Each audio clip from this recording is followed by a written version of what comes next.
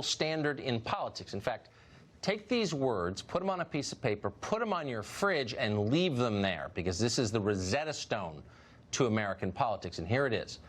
Whatever the left accuses you of is exactly what they're doing themselves every time. They'll scream at you for being a racist, and yet they're literally the ones imposing a system of inflexible racial discrimination on the entire country. They'll call you a fascist, even as they work to eliminate the First and Second Amendments. And, of course, they regularly attack their opponents as sexist, while they protect actual rapists and abusers who are useful to them politically. They guarded Ted Kennedy's reputation for decades, even after he killed a woman. They ran Bill Clinton for president twice. Meanwhile, and this just proves the theory right here, Clinton's wife has made a career out of calling other people sexist. Here's one among countless examples. I went to Beijing in 1995 and said women's rights are human rights and human rights are women's rights, and I believe that with all my heart. When I was Secretary of State, I put women's rights at the center of our foreign policy. And I went to 112 countries, for all of you. I raised it in every country.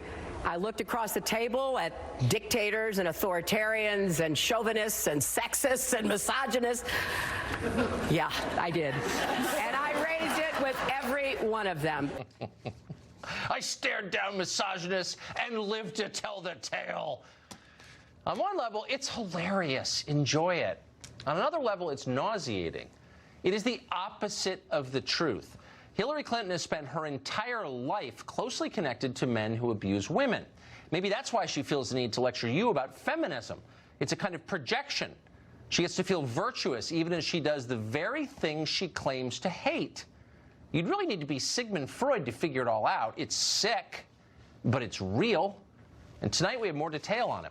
Excerpts from Ronan Farrow's new book were released today. The book is called Catch and Kill, and primarily it's about Harvey Weinstein and the many famous liberals who protected him.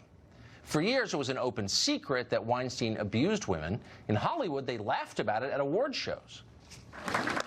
Congratulations, you five ladies no longer have to pretend to be attracted to Harvey Weinstein. So they knew. That's beyond dispute. They knew.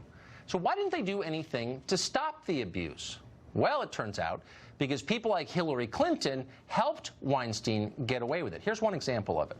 In the summer of 2017, according to this new book, Ronan Farrow tried to schedule an interview with Hillary Clinton for another book he was writing about U.S. foreign policy.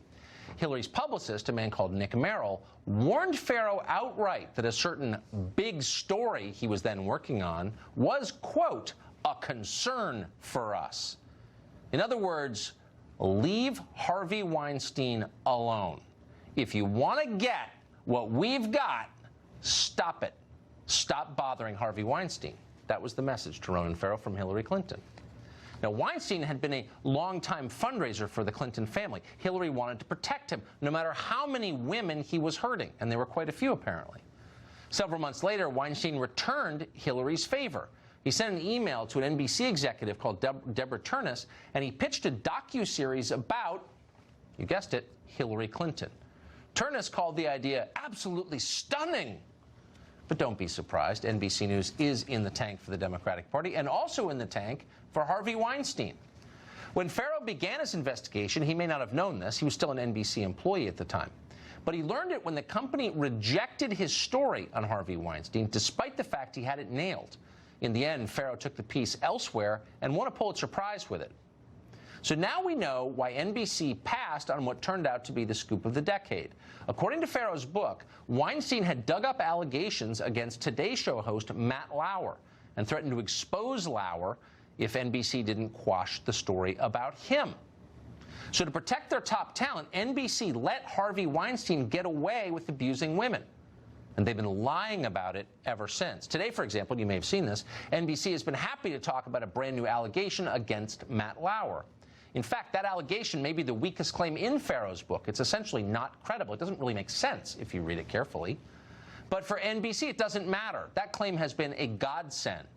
If they can keep talking about Matt Lauer, maybe no one will notice that NBC News at the very highest levels covered up for Harvey Weinstein. That's their plan. And sadly, it may work. Revealing as Farrow's book is, and it's a public service, a lot of this was obvious 2 years ago. At that time, our sources told us that NBC News president Noah Oppenheim knew all about Harvey Weinstein's behavior and actively worked to keep it secret. In addition to being the head of NBC News, Oppenheim is a Hollywood screenwriter with deep ties to the movie business and to the Democratic Party establishment.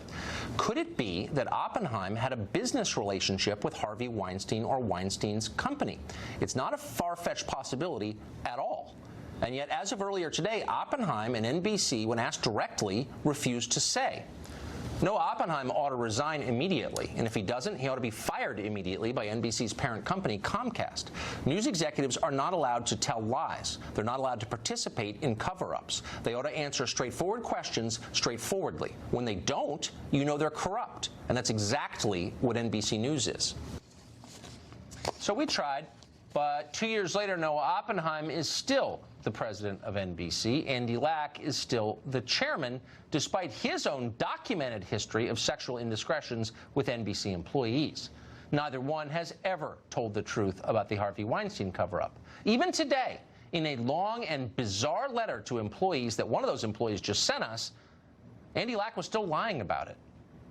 Yet, remarkably, none of the self-appointed defenders of women you often see wailing on television about Brett Kavanaugh or the Christian right even seem to notice any of this.